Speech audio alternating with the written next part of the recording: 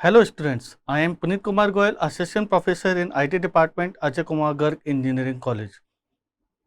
So in the first lecture of the operating system series, here we will discuss the memory management scheme, and in the memory management scheme we will discuss about the contiguous memory allocation using the fixed size and variable size partitions. Now, first of all we will discuss about the various memory management scheme. When we discuss about the memory management scheme, we allocate the memory using the two schemes basically, contiguous memory allocation and another one is the non-contiguous memory allocation. Further in contiguous memory allocation, we will discuss bare machine, resident monitor and multi-programming, and under the multi-programming we have to discuss about the fixed size partition and variable size partition. And under the non-contiguous memory allocation scheme, we will discuss about the paging technique and segmentation technique. Now, in this lecture basically we will deal with the contiguous memory allocation, and in the contiguous memory allocation we will basically discuss the multi-programming, and in the multi-programming we will discuss fixed size partition and variable size partition. Now, जैसा कि हम सभी जानते हैं, we have to improve the CPU utilization, and for that we require the multi-programming, means more than one process to be stored in the main memory. So number of processes को हमें store करना है main memory में. जब एक से ज़्यादा processes को हमको स्टोर करना है मेन मेमोरी में, in that case we have to create a memory management scheme. We require a memory management scheme that will manage the memory allocation, memory deallocation, how to allocate the memory to the various processes. So in the multi-programming memory management scheme, we will discuss fixed size partition and variable size partition. So first of all, we will understand what is the contiguous memory allocation. All these memory management scheme are related with the main memory management. जैसे कि हम सभी जानते हैं, programme हमारा permanently कहाँ store रहता है? प्रोग्राम परमानेंटली स्टोर रहता है सेकेंडरी मेमोरी में. But whenever to want to execute it, program secondary memory से मेन मेमोरी में आता है. क्लियर है? And in the main memory program execute होता है. तो यहाँ जो भी हम मेमोरी मैनेजमेंट स्कीम समझ रहे हैं, these all scheme deals with the main memory. So in the contiguous memory allocation, when a process is fetched from the secondary memory into the main memory, then the allocation must be contiguous.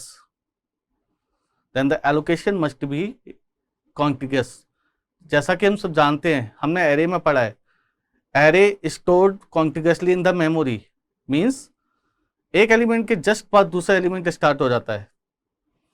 तो सारे block कॉन्टिग्यूसली, सारे जो memory allocate होती है वो कॉन्टिग्यूसली होती है. In the same way contiguous memory allocation वही है, process occupies a single contiguous block of the main memory.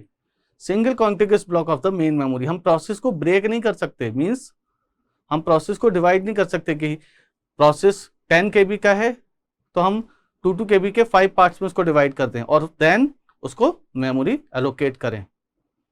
हम ऐसा नहीं कर सकते. We have to bring a complete process of complete size into the main memory from the secondary memory. जब भी process को मेमोरी एलोकेट होगी, पूरे प्रोसेस को मेमोरी एलोकेट होगी और कॉन्टिग्यूसली मेमोरी एलोकेट होगी. हम प्रोसेस को डिवाइड नहीं कर सकते, प्रोसेस को डिवाइड करके एलोकेट नहीं कर सकते. अगर मेमोरी अवेलेबल है कॉन्टिग्यूसली तभी हम प्रोसेस को मेमोरी एलोकेट करेंगे. अगर मेमोरी कॉन्टिग्यूसली अवेलेबल नहीं है, इन दैट केस प्रोसेस को हम मेमोरी एलोकेट नहीं करेंगे. कॉन्टिग्यूसली होना चाहिए मेमोरी एलोकेशन. नाउ अब इसके एडवांटेज समझ लेते हैं. एडवांटेज क्या होगा इसका? Memory access will be fast. Just consider the example of array. Array के केस में क्या होता है? एड्रेस कैलकुलेशन फास्ट होता है, मेमोरी एक्सेस भी फास्ट होती है. क्यों? Because in the case of array we have to know only the base address of the array. अगर हमें एरे का बेस एड्रेस पता है तो हम एरे के किसी भी एलिमेंट का एड्रेस कैलकुलेट कर सकते हैं. Same way contiguous memory allocation में मेमोरी एक्सेस फास्ट होगा और एड्रेस ट्रांसलेशन भी इजी होगा, एड्रेस ट्रांसलेशन भी आपका इजी होगा। लॉजिकल से फिजिकल में जब हम कन्वर्जन करते हैं, ट्रांसलेट करते हैं, तो वो भी इजी रहेगा। लेकिन ड्रॉबैक क्या है? As I have already discussed, if memory is available contiguously only then memory will be allocated to the process. We cannot break the process. हम प्रोसेस को ब्रेक नहीं कर सकते। ऐसा नहीं कर सकते, अगर हमारे पास 4 KB के 2 ब्लॉक्स हैं जो कॉन्टिग्यूस नहीं है और प्रोसेस हमारा 6 KB का है, तो हम 4 KB और 2 KB को ब्लॉक में प्रोसेस को डिवाइड नहीं कर सकते। या तो प्रोसेस कंप्लीटली एलोकेटेड होगा मेमोरी में, या फिर प्रोसेस को मेमोरी एलोकेट नहीं होगी।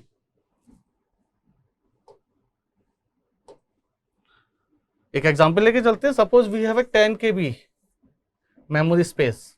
नाउ 10 KB में 2 KB प्रोसेस P1 को एलोकेट हो गया। नाउ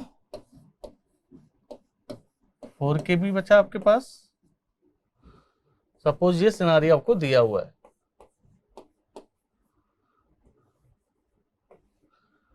ये एक हम सिनारियो लेके चलते हैं जिसमें क्या दिया हुआ है, 10 KB का टोटल ब्लॉक है, टोटल साइज 10 KB है मेमोरी का, जिसमें ऑलरेडी ऑक्यूपाइड जो है वो 2 KB स्पेस है। तो हमारे पास 4 KB का एक ब्लॉक अवेलेबल है और 4 KB का दूसरा ब्लॉक अवेलेबल है। नाउ अगर कोई प्रोसेस P2 आता है साइज 6 KB का,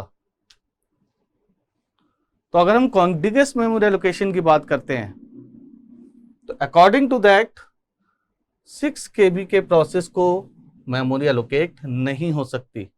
जबकि अगर हम देखें तो हमारे पास कितना फ्री मेमोरी है,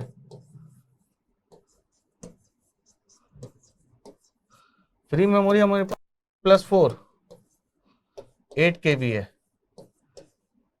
which is greater than the process size. Process का साइज हमारा 6 KB का है, मेमोरी जो अवेलेबल है हमारे पास 8 KB है। Still we can not allocate the memory to the process using the contiguous memory allocation, because contiguous memory allocation क्या कहता है, या तो मेमोरी एलोकेट होगा कॉन्टिग्यूअसली प्रोसेस को अगर अवेलेबल है तब।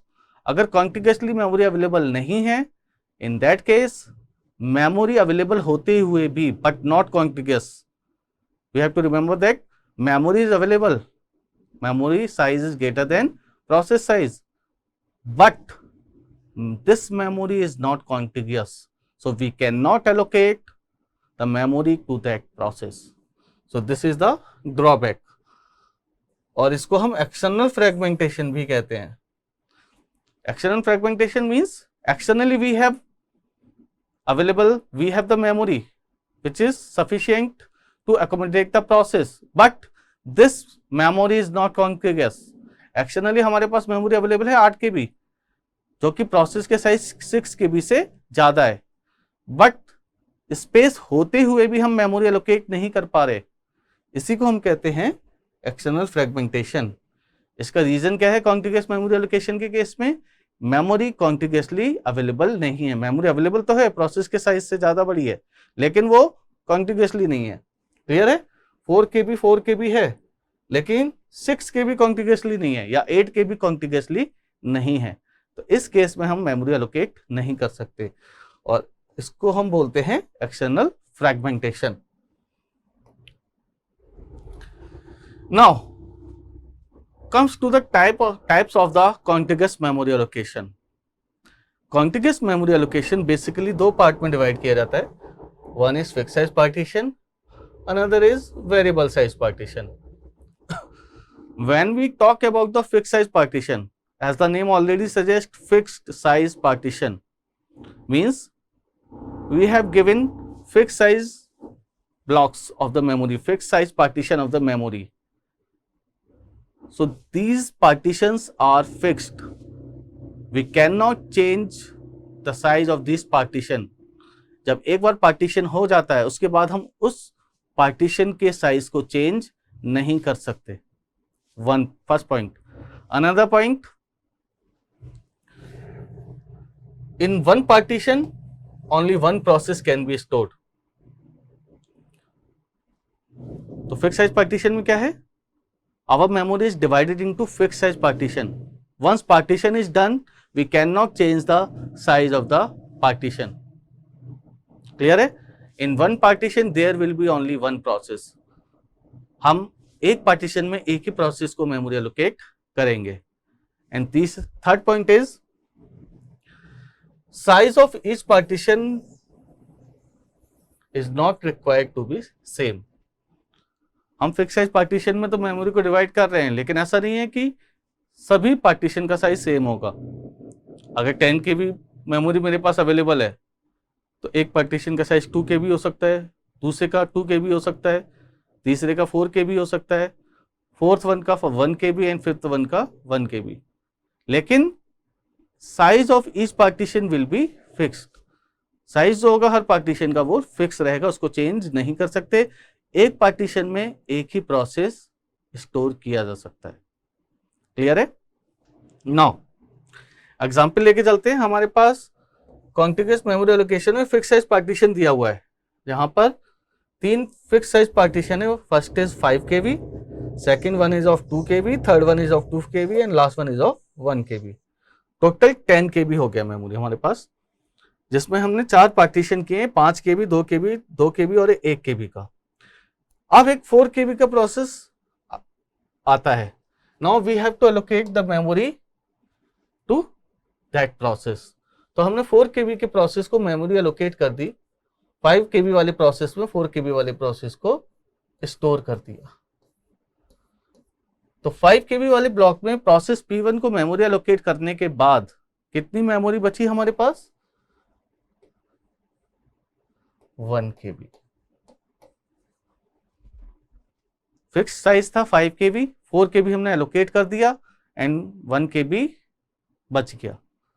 Now this free memory is internal to that partition of size for 5 KB. 1 KB जो पार्टीशन 1 KB जो फ्री मेमोरी अवेलेबल है वो पार्ट है किसका? 5 KB वाले पार्टीशन का. It is the internal to the partition of the size 5 KB. And in the fix size partition size of the partition cannot be changed. First point, all partitions are need not to be the same size. Second point, in one partition there will be only one process. तो 5 KB वाले process में 4 KB का P1 process allocate हो चुका है. अब इसमें दूसरा प्रोसेस एलोकेट नहीं किया जा सकता, भले ही आपके पास मेमोरी उस पार्टीशन में बची हो.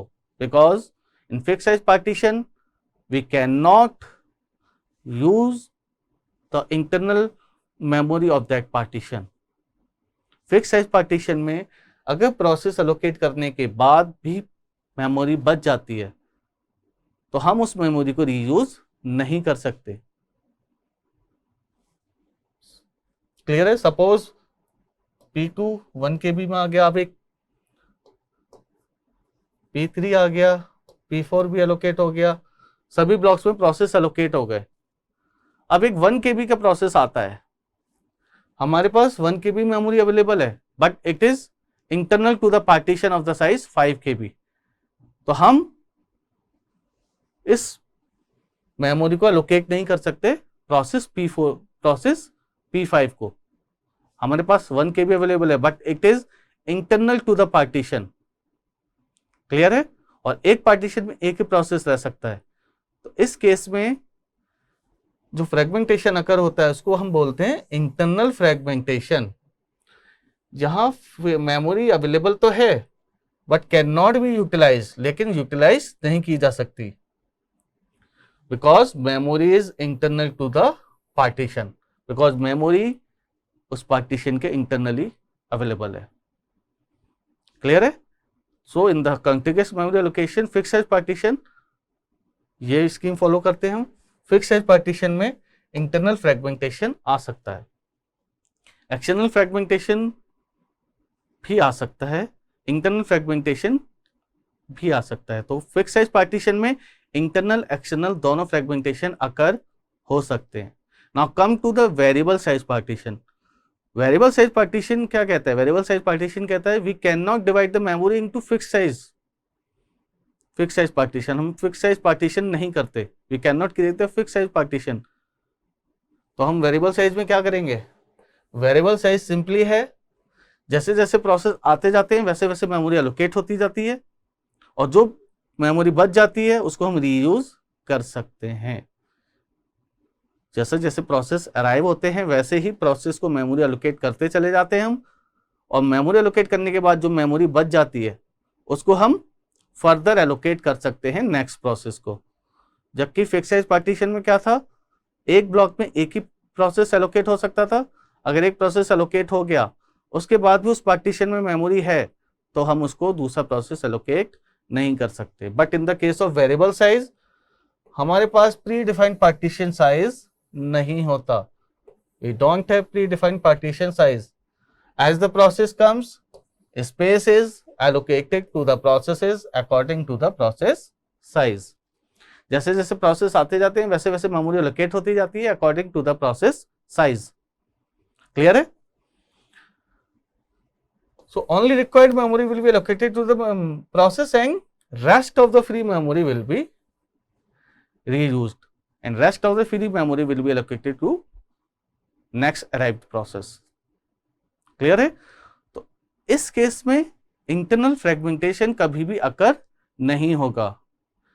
क्यों? क्योंकि हमारे पास प्री डिफाइंड पार्टीशन साइज नहीं है, हमारे पास एक फ्री मेमोरी अवेलेबल है जिसमें हम according to the process order memory allocate करते चले जाते हैं, if memory is sufficient enough to accommodate the process. तो जैसे जैसे प्रोसेस आते चले जाते हैं वैसे वैसे हम मेमोरी एलोकेट करते चले जाते हैं। एक एग्जांपल लेते हैं, we have a 100 KB free memory, और यहां पे कोई भी प्री डिफाइंड पार्टीशन नहीं है। क्लियर है? Now process P1 of size 30 KB arrives, तो हम 30 KB इस प्रोसेस P1 को एलोकेट कर देंगे।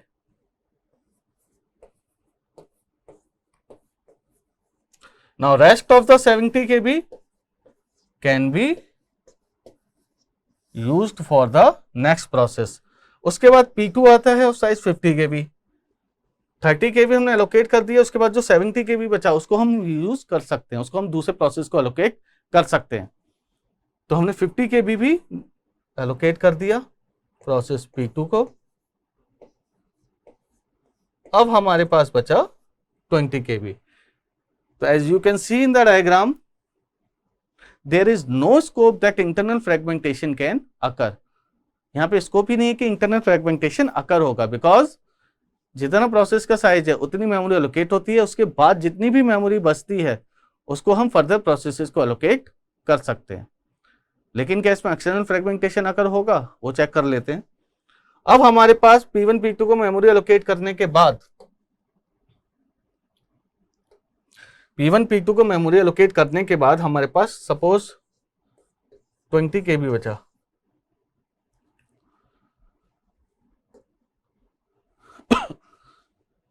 इस सिनारी को दोबारा समझते हैं। प्रोसेस P1 फिनिश हो गया, प्रीवियस एग्जांपल में देखिए P1 P2 को हमने मेमोरी एलोकेट किया। P1 30 KB का था, P2 50 KB का था, 20 KB बचा था। नाउ P1 फिनिश हो जाता है,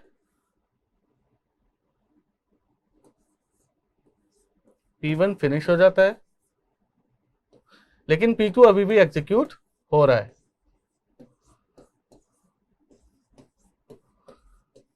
P2 अभी भी एग्जीक्यूट हो रहा है। तो हमारे पास फ्री स्पेस कौन सा है? फ्री स्पेस है 30 KB और 20 KB। अब आपको यहां देखकर ऐसा लग रहा होगा कि these are the fix size partition. Fix size partition नहीं है। फिक्स साइज क्या कहता है? अगर 30 KB में 20 KB या 25 KB 20 KB का प्रोसेस एलोकेट कर दिया तो जो 10 KB बचा उसको हम रीयूज नहीं कर सकते। लेकिन वेरिएबल पार्टीशन क्या कहता है? 30 KB में 20 KB एलोकेट कर दिया, 10 KB बचा उसको हम फर्दर प्रोसेसेस के लिए यूज कर सकते हैं। क्लियर है? तो अकॉर्डिंग टू दैट अब हम चेक कर रहे हैं कि यहाँ एक्सटर्नल फ्रेगमेंटेशन अकर होगा या नहीं। इंटरनल तो अकर होगा ही नहीं, उसका स्कोप ही नहीं है। 30 KB and 20 KB according to variable size partition. अब मेरे पास एक प्रोसेस आता है P3 of size 40 KB, process P3 of size 40 KB, variable size partition scheme है but of type contiguous memory allocation. Variable size partition scheme तो है लेकिन किस टाइप का? कॉन्टिग्यूअस मेमोरी एलोकेशन, यानी प्रोसेस को हम ब्रेक नहीं कर सकते, या तो प्रोसेस को पूरा मेमोरी एलोकेट होगा कॉन्टिग्यूअसली, अदरवाइज मेमोरी होती हुई भी अवेलेबल कॉन्टिग्यूअसली नहीं है तो प्रोसेस को मेमोरी एलोकेट नहीं होगा। क्लियर है? तो प्रोसेस प्रोसेस P3 आता है of size 40 KB। Free memory कितनी अवेलेबल है मेरे पास? 30 KB एंड 20 KB। तो फ्री मेमोरी जो अवेलेबल है मेरे पास वो है हमारा 50 KB, which is greater than the process size. अगर ये कॉन्टिग्यूअसली होती तो हम प्रोसेस P3 को मेमोरी एलोकेट कर सकते थे, बट 30 KB और 20 KB अवेलेबल है लेकिन कॉन्टिग्यूअसली नहीं है। तो मेमोरी अवेलेबल होते हुए भी हम प्रोसेस को मेमोरी एलोकेट नहीं कर सकते। इसी को हम बोलते हैं external fragmentation. This problem is called external fragmentation. अब एक्सटर्नल फ्रेगमेंटेशन की वैल्यू क्या होती है? अगर हमसे पूछा जाए what is the value of the external fragmentation, it is equal to the free memory available? No, external fragmentation value depends on the size of the process. Process का जो भी साइज होगा वही एक्सटर्नल फ्रेगमेंटेशन की value होगी, because हम उस process के साइज के बराबर मेमोरी एलोकेट नहीं कर पा रहे। क्लियर है? तो कंडीशन क्या है एक्सटर्नल फ्रेगमेंटेशन अगर होने की? Process size should be less than equal to total free memory available. Previous example में 40 KB था और 50 KB हमारे पास मेमोरी अवेलेबल थी लेकिन कॉन्टिग्यूअसली नहीं थी, तो हम मेमोरी एलोकेट नहीं कर सकते थे under the contiguous memory allocation management scheme. Clear है? अब इस एक्सटर्नल फ्रेगमेंटेशन की वैल्यू क्या होगी? It depends on the size of the process. According to previous example, value of external fragmentation equals to size of the process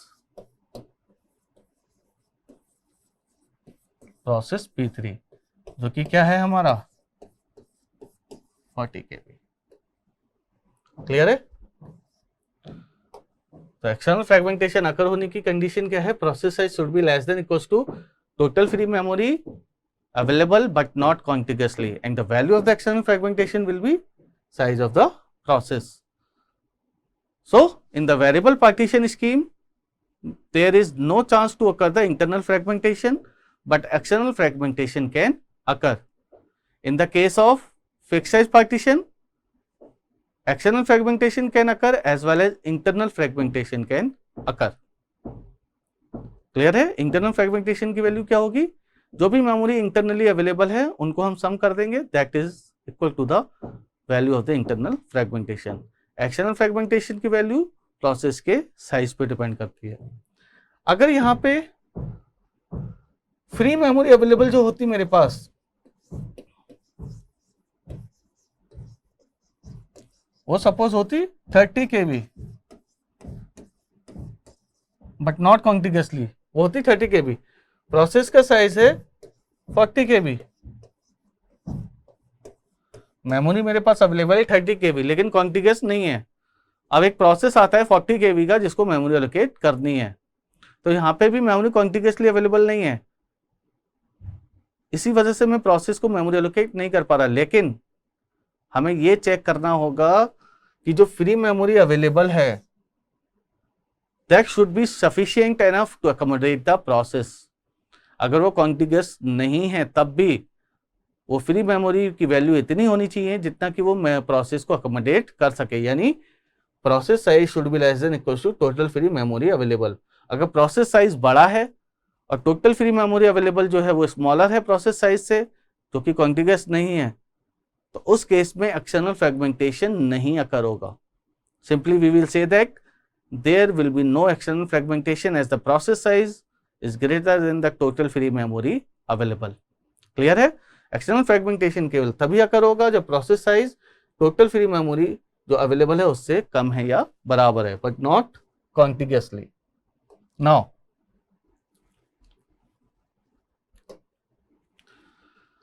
अब fix size partition algorithms study करते हैं। Fix size partition अभी हम समझ चुके हैं। फिक्स साइज में अब हमें पता करना है, हमें एलोकेट करना है specific partition for a given process, कि किस प्रोसेस को कौन सा पार्टीशन एलोकेट करना है। इसके लिए हम 3 एल्गोरिथम पढ़ेंगे। फर्स्ट इज, पहली है आपकी first fit, then best fit, then worst fit. तो फिक्स साइज पार्टीशन क्या कहता है? प्री डिफाइंड पार्टीशन साइज होंगे।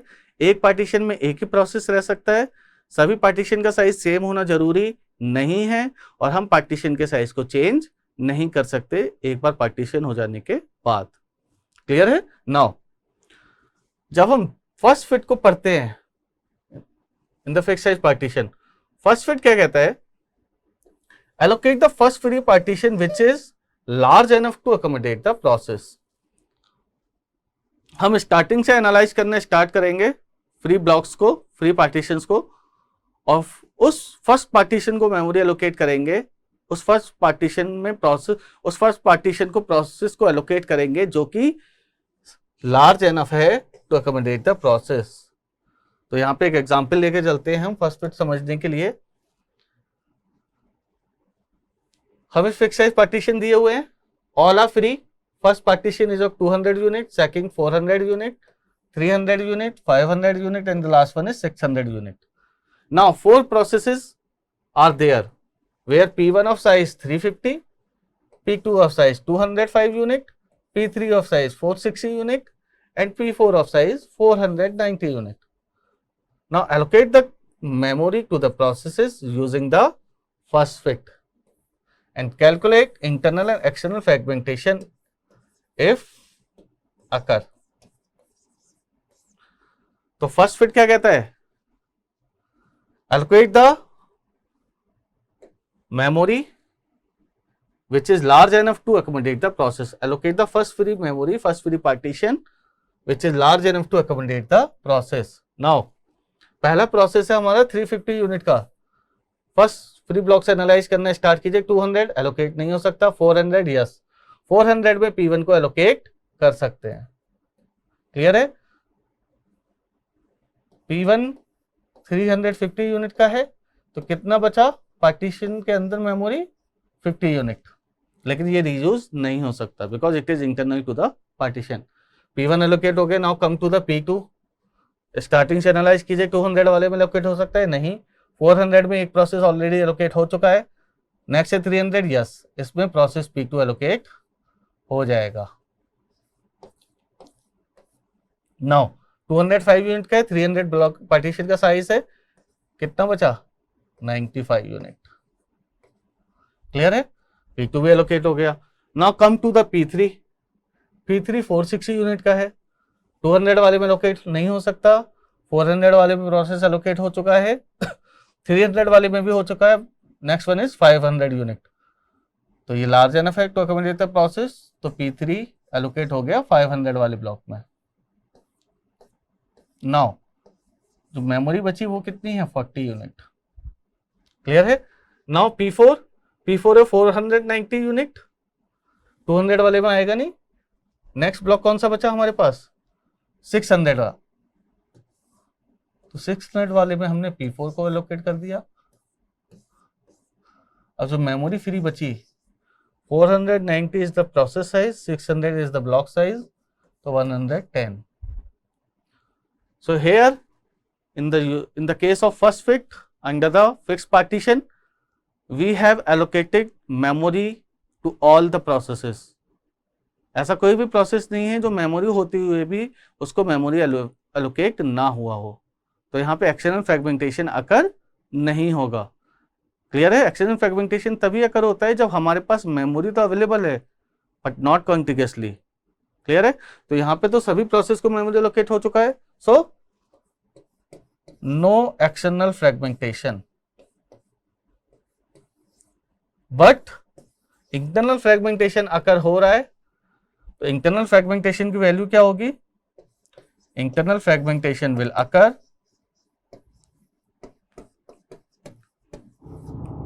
और वैल्यू क्या होगी उसकी? 50 P1 में बचा हुआ है, देन 95 P2 के केस में बचा हुआ है 40, P3 के केस में बचा हुआ है एंड 110 P4 के केस में बचा हुआ है। तो टोटल कितना बचा, टोटल मेमोरी कितनी वेस्ट हुई इंटरनल फ्रेगमेंटेशन में 5।